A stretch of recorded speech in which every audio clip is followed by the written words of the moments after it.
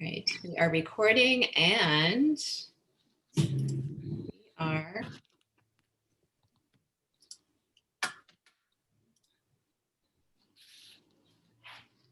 Okay, we are live. Welcome everyone. We are so excited that you are here today with us. You've taken time out of your busy schedules and we're excited to have you. We have a lot of information to share with you in just 30 minutes. So I invite you, if anything kind of raise, a question, please put them in the comments. And if we cannot get to them on this call, we will make sure we get back to you with an answer. And that goes for people on our Facebook group live. Just place any questions in the comments and we will follow up with you. So today we are a group of moms. We all bring some level of expertise to this group, whether it's medical professionals, therapists, fitness instructors, yoga instructors. But today we come to you as moms. Okay, sharing our stories of our kids who have all struggled in some way with either ADHD, anxiety, stress, depression. We just want to share our stories. And, right now the struggle is real, right? Our kids are under a tremendous amount of stress, academically, socially, through their sports, physical stress. And then add the layer of the pandemic and COVID, there's a whole nother layer of stress of them showing up in person at school with masks on or Zooming all day from their computers. And then, not really doing the things that they normally do. And that would be, socializing with friends before and after school. So it puts on a whole nother layer of stress. And then you add a diagnosis on top of that. And it can be that much more stressful for them and for us as their moms, right? So as parents, we want the best for our kids, of course. We want them to succeed, but we also want them to be happy and feel comfortable in their own skin at the same time, right? So by sharing our stories today, we hope that it sheds some light, some hope, that there is a solution, that something resonates with you through our story. And really that as moms here today, we're just on a mission to kind of share what has worked for us so well. And kind of, we're just an open book here. So we invite the questions, the comments, and our genuine mission is to kind of help other families bring some calm, bring some peace into their home life, so they can enjoy life and with their kids. So with that, I'm going to shift right into Melissa, who kind of brings our science expertise, and she's going to share this whole new science of the gut microbiome, the gut-brain axis, and how it really kind of runs the show here, for our mental health. Thanks, Colleen. Hi, everyone. I'm Melissa. And I want to frame a piece of the solution that we're talking about. So we're all going to share some stories of our kids and how addressing the microbiome and the gut-brain connection has really helped our kids. So let me give you a little bit of background on just the science of the microbiome and the gut-brain axis. So we have a framework for which we'll then tell our stories. So people talk about our gut all the time. And, for a long time, it was really just thought of as a hollow tube, right? Stuff comes in and it goes out. And really, it's just an unbelievable ecology within our gut, particularly our large intestines. So we have microbes of in numerous species, hundreds and hundreds of different species covering our whole body. But about 95% of them reside in our gut. And there's trillions of them. trillions. So there's really, it's like a rainforest ecology. And if you think about, well, how many are there? How do they outnumber us in terms of our human cells? That we're probably about 10% human, 90% microbial. But the genetic material is really key because that's where the power is. And genetically, we're only about 1% human. So most of the DNA that's making up our body is not human, which is a little scary and science fiction-y, but kind of cool too. So we've had this ecology since we walked the planet, right? Since we became a species. So it's not something new. We always lived in symbiosis, right, together with these microbes. And so over this evolutionary period of hundreds of thousands of years, they have taken over a lot of the functions of our human body. So for example, and there's so many examples I could give, but so our human cells do not make tryptophan like you would find in turkey. It's an amino acid, and it's the precursor to serotonin, which we know is the neurotransmitter that helps make us feel happy and lifted and light.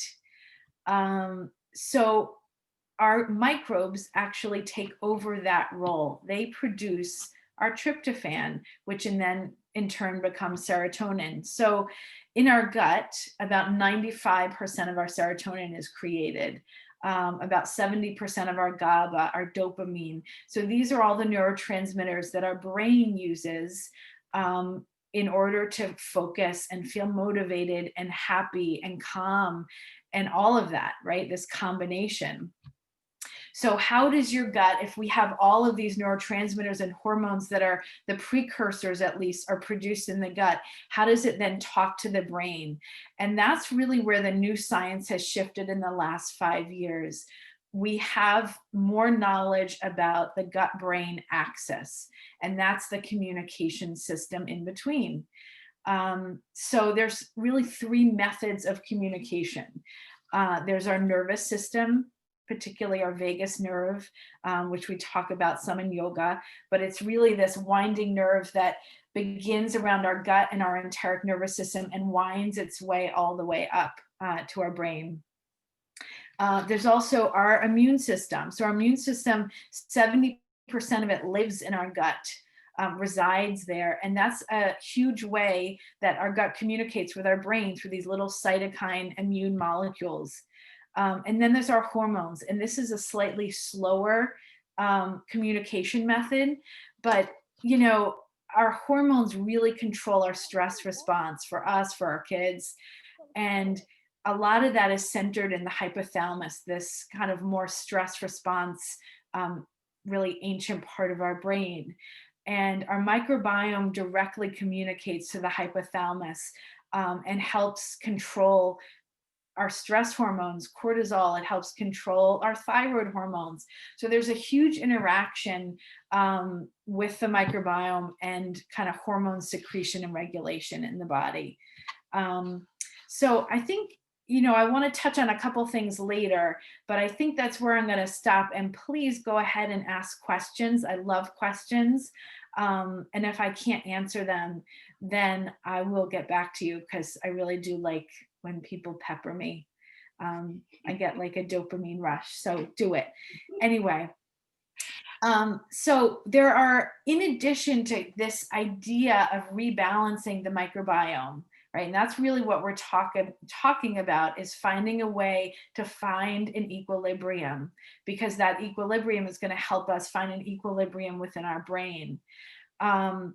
There's also herbs and spices that can help with focus, with mood. So Colleen's going to talk a little bit about that piece.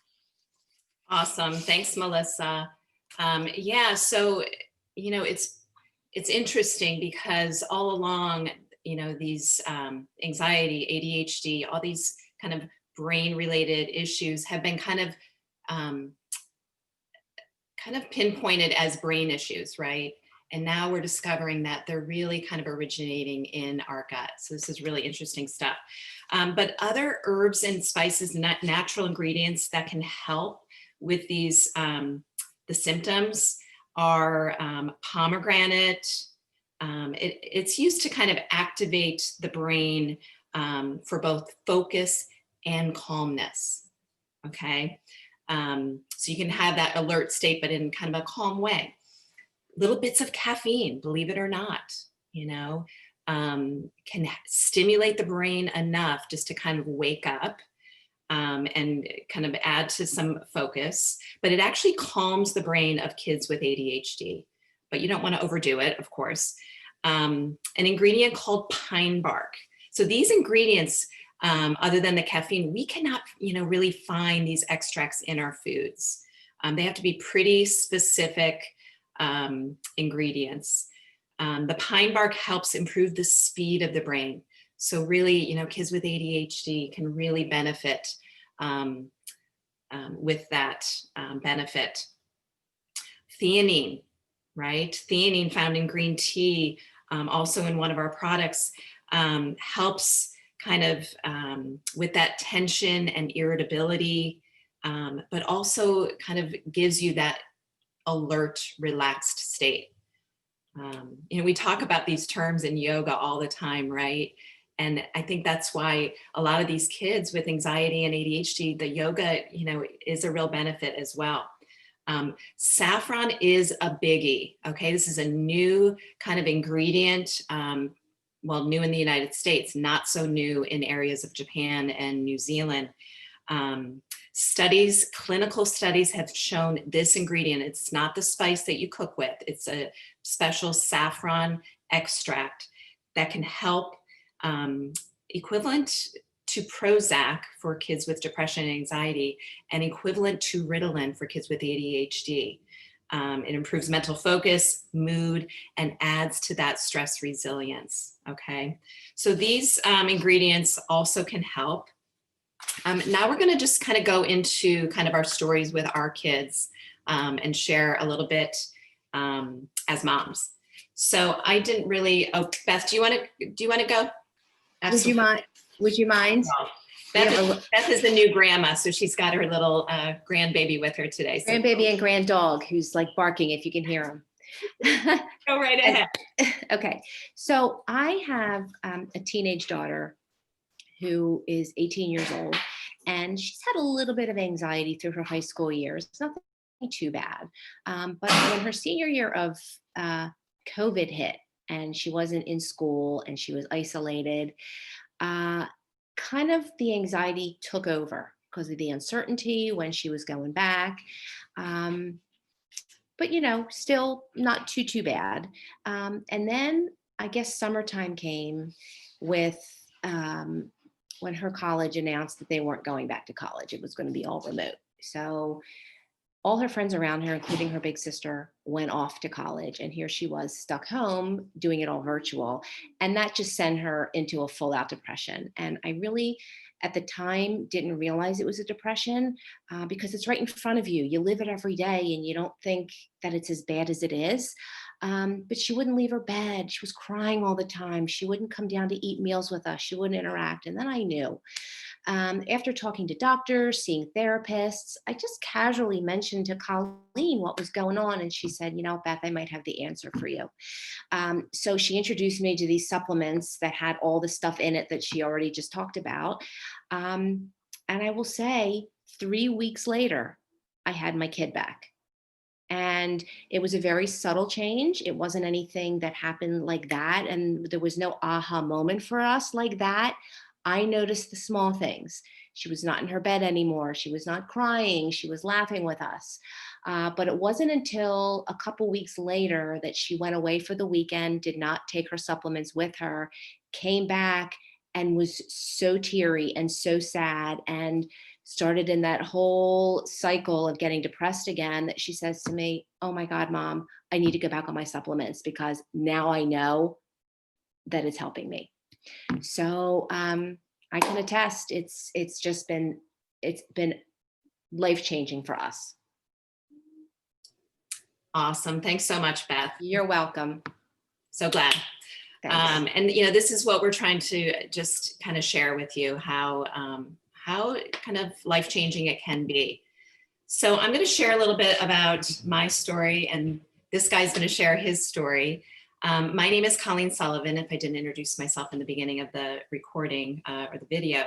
And my story kind of started when this big guy was about 5 years old, where preschool teachers, kindergarten, pre-K, first grade, all the early learning teachers were kind of alerting us that he was having issues focusing, paying attention, completing tasks, lining up, in school lines. And, at that point, we took him in and got tested. And the quest for a real solution and underlying reasons for his diagnosis with ADHD, kind of stuck with us for the last 18 years, really. Stressful for sure, taking him to countless doctors, specialists, psychiatrists, teacher meetings, IEP meetings, trying to line up all the tools and strategies so he can succeed in school, right? And there really wasn't any real support, solution, or tools in my mind, because all the doctors and specialists were kind of pointing us to one solution, right?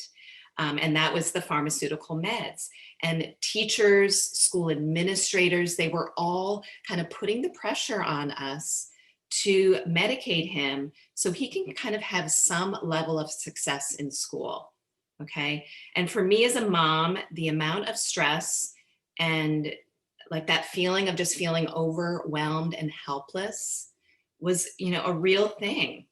And I hated the idea of putting him on these meds because, research says, it's like one molecule away from meth.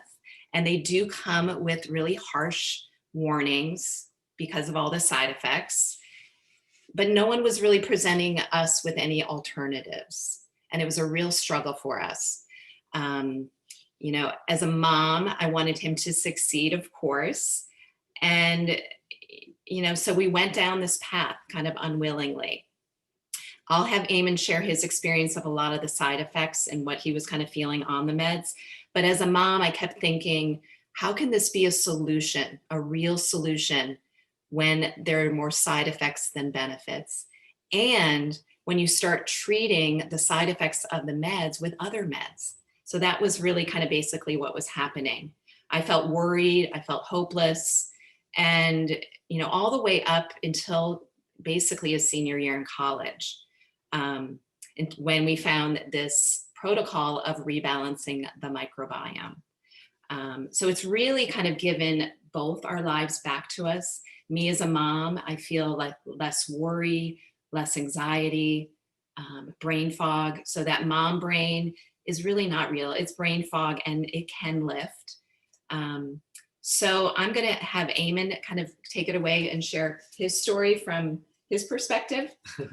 All right, cool. This is Eamon. Hi, everyone. Oh, my watch just fell off. I've been fooling with it. Anyway, my name's Eamon, and all right, this is my story. So in first grade, I got my first diagnosis and prescription for ADHD. And I remember back then, like first, second, third grade, it was hard for me to swallow pills. Like I was just too afraid, I had this like reflex. I didn't want to choke or whatever. And so that was difficult in itself. But, once I was on the medication, whether we ground it up or I chewed it with something else, we found other avenues. I just didn't really feel like myself. I felt a little, what's the word? Flattened. Yeah, that's it. And so fast forward, fourth grade, I transferred to a new school, public school. This is my first public school, and it was a whole new curriculum, whole new people, everything was different, and including my medication. I was trying a new medication, and I just remember it wasn't necessarily hard for me to make friends, but it was harder that because I wasn't myself. I'd rather make friends as myself rather than who I was on the medication. And that was the same for middle school, you know, same school district, but new school, a lot of new kids. I remember specifically with middle school, my appetite was a little diminished. I didn't want to eat lunch when the time came. So we switched to a new medication. It was a larger pill, like 50 some milligrams, but that's because it included a time release. So it would give me a break in the middle of the day, which I don't know, might not have worked all the time, but yeah, your lunches would come home every day. Yeah, my lunches would come home. I'd be like, I didn't want it. So also going out for sports. That's when I started playing lacrosse. I made the team in 7th grade, but 8th grade, not so much. I wasn't very aggressive. I didn't want to really hurt anyone. I wasn't like pumped to play lacrosse, but that was mainly because of the medication. Holds you back. Yeah, it really held me back. So I went out for track instead. That's besides the point. Fast forward to high school, doing track, doing okay. I cut back on the dosage, going to like small milligrams. What did the one doctor say to you though, as far as one of the medications? Oh, that's right. This was in high school. So I was taking medication in the morning to get me through the day. It would wear off around like track practice time. Then when I'd get home around 4 or 5 o'clock, I would have to take another pill to get through my homework. And that extra pill in the afternoon would keep me up at night, like all night. I was just wired. So I would have to take another medication to settle me down. And what the doctor said about that was, this medication slows your heart rate a little bit. So be careful not to take too much or else you might go into cardiac arrest. That was scary.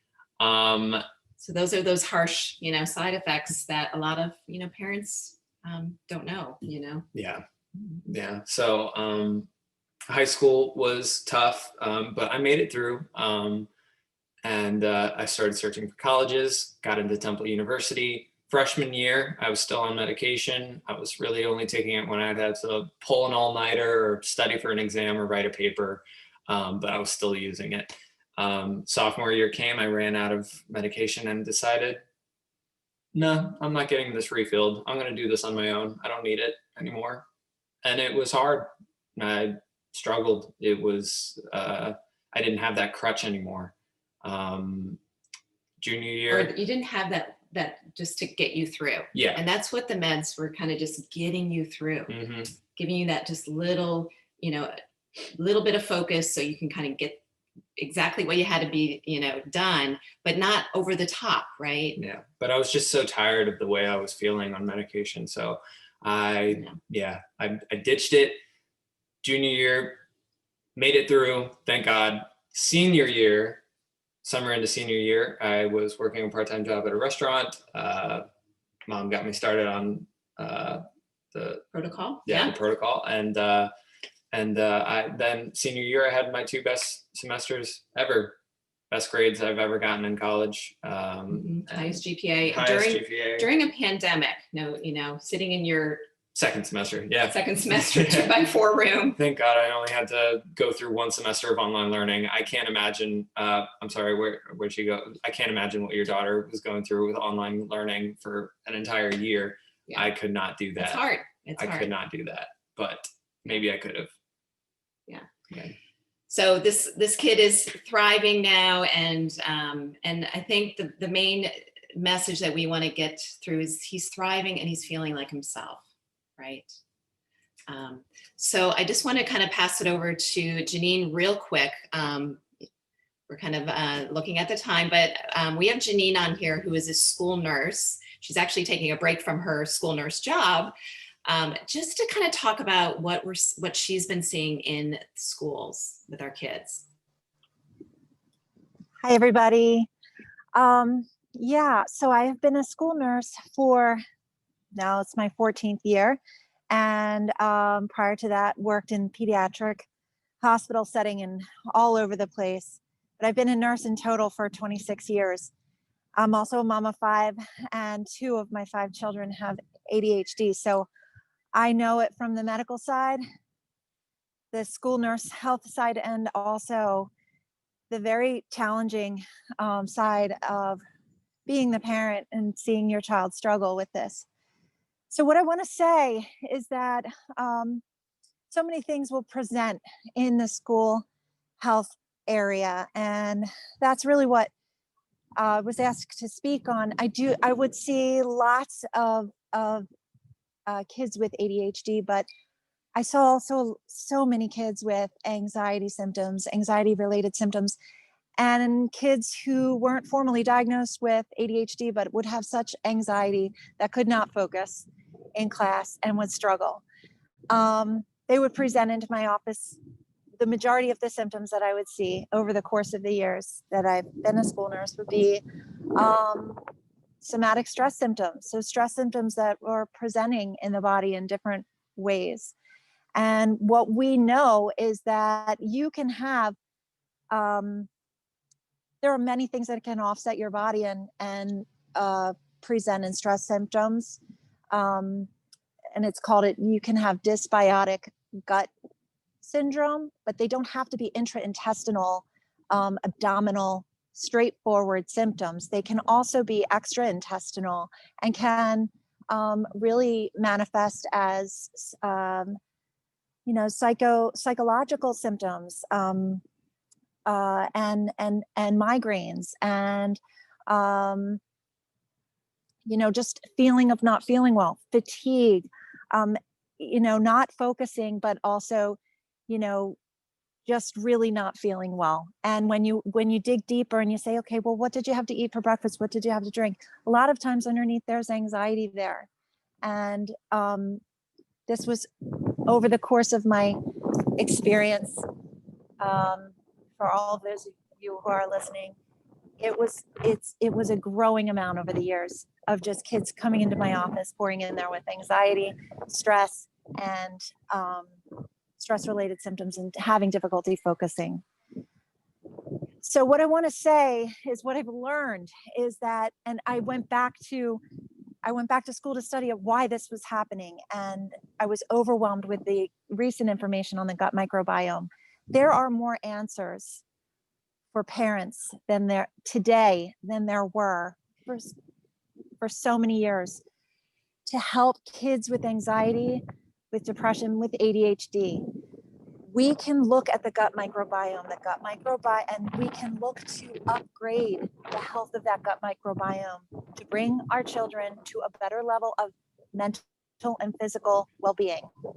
We don't have to always turn to the knee-jerk reaction that the doctors will say. And trust me, I know, because the doctors told me when my son was a 6-year-old and couldn't focus for 5 minutes in his class, you really might want to consider medication. Heard it from the doctors, heard it from the teachers. And I fought that for years. And I looked and looked, and there just wasn't anything out there. Nothing made sense. But really back then, if I'd have known what I know now about the gut microbiome and how we can treat the gut microbiome with all natural phytonutrients, nutrients from nature, that the Amari protocol has put together so beautifully in this package that has safely been researched and is making a tremendous impact on the health and well-being of so many kids across the country and globally, that it is a no-brainer for me that we no longer need to just take that knee-jerk response of, we want that. The doctors will say, you want your child to focus, you got to put them on the stimulant. That is not always true. There's a nice first line of defense here that we have to look to. Let's upgrade the body and mind naturally, holistically, and minimize the side effects, short-term side effects, because I lived through them just like you just described, have difficulty sleeping. They actually have been proven to increase anxiety at times in children. And long-term, Absolutely, Janine. My right? son, yeah, absolutely. He felt an increase in his anxiety when he was on the meds. It's not the only answer. There is way more that we can look to. We can get support through phytonutrients, and supporting and upgrading the health of our children's microbiome through nutrition, through supplementation, through healthy lifestyle changes that we encourage and we exemplify in our own lives. Okay? Absolutely. So Right? absolutely. Thank you so much, Janine. You're welcome. Coming from a mom and a nurse, and your word means a lot. And we had a couple other stories, but we are running short on time. Okay. If anyone on the call or the replay has an autistic child, Debbie is your go-to. She's on the call, but we're going to actually turn it over to Melissa so she can kind of give a little bit more information on specifics with this protocol and the phytonutrients. But I encourage anyone, please reach out to us because Debbie has a wealth of knowledge in the area of autism, as she's helped her daughter. So Melissa, why don't you chime in Yeah, a thanks, little bit Colleen. about the protocol? Yeah, and what's interesting is the protocol that we're gonna set up here helps Debbie's daughter who is on the autism spectrum. It's helped so many kids with ADHD and ADD, Amen. And it's helped my son, and I'm not gonna go through the details of his story, but he had pretty severe anxiety and depression very young, and It was had really suicidal ideation. Yeah, I'm sorry, I didn't mean to interrupt you, Melissa, but it was a Oh. game changer for him. Oh yeah, it was transformational for him. So what we're talking about really is getting to the root, right? If we're talking about the microbiome as kind of the root of the imbalance that we're feeling in our body and our mind, the protocol a piece of it is going to include psychobiotics, right? And this is in the last few years, a new field of very specific strains of bacteria that help produce more of our serotonin, more of our GABA, our dopamine, our norepinephrine, right? So there are 3 specific strains. And the food, the prebiotic fibers to feed those strains. But for me, in my opinion, having done a lot of research, and I have a fairly extensive science background, that's a piece of it, right? When you have trillions upon trillions of microbes and hundreds of different species, when you introduce 3, that is going to have a benefit, but it's not going to be the big picture. The big picture is that many of us as adults and our kids have what Janine was touching on, which is dysbiosis, this imbalance of our ecology. And so the real key is not just to add a few species of bacteria that we know are going to be beneficial. The key is to rebalance the whole ecology. And we do that with polyphenols, flavonoids, these phytonutrients that actually help change the ecology of our gut. Because here's the thing, there are some strains of bacteria that you can't ingest. They're going to burn up in the acid of from your stomach. But those strains can help the pH balance of our microbiome, so that more of the strains we want are able to grow and flourish. So it's a really complex system. And so by giving the nutrition that we need, that's how we start to rebuild the ecology. So a piece of this is the gut. Then there's a brain piece, and that involves a lot of what Colleen was touching on, the pine bark, the theanine, to help with focus and reduce neuroinflammation.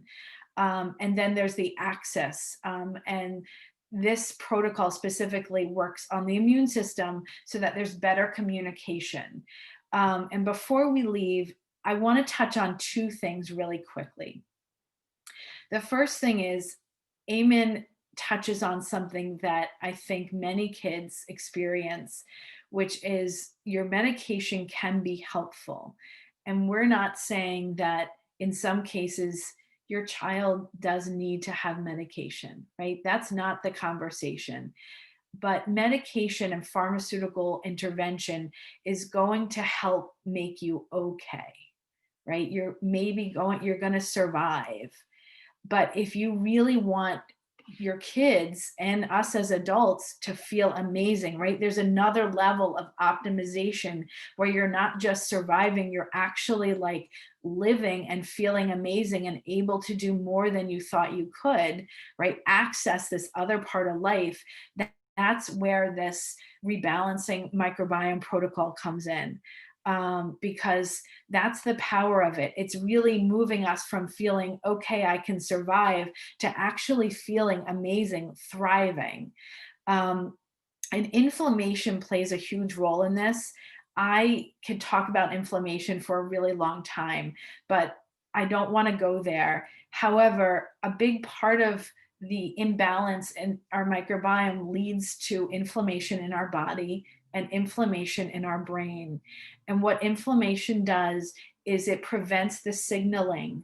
It interrupts the signaling. So even if you had enough serotonin or enough dopamine or enough norepinephrine, that signal is not going to get where it needs to go because of inflammation. Inflammation basically is like this fire engine and red noise everywhere. So a piece of this is really helping to lower neuroinflammation and inflammation in our body. So what we have going on, our own hormones and neurotransmitters, can actually signal properly. So I know I just spouted a ton of information, and we really encourage questions. We will all reach out to you.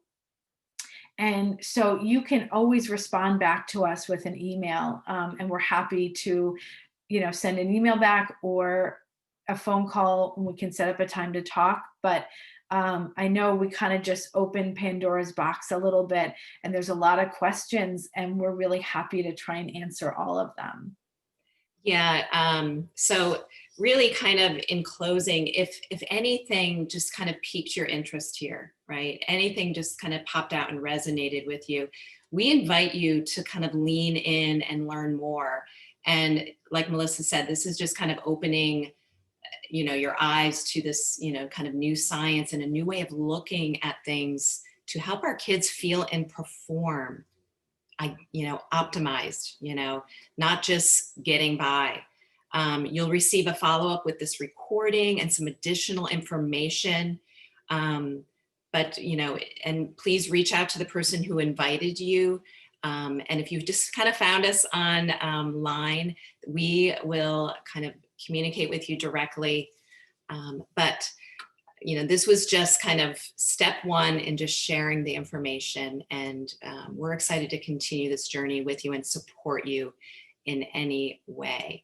A few of you had specific questions, and we are happy to stay on. But I am going to end the recording and end streaming, but we're happy to stay on and answer any specific questions. All right, so just give me a second here.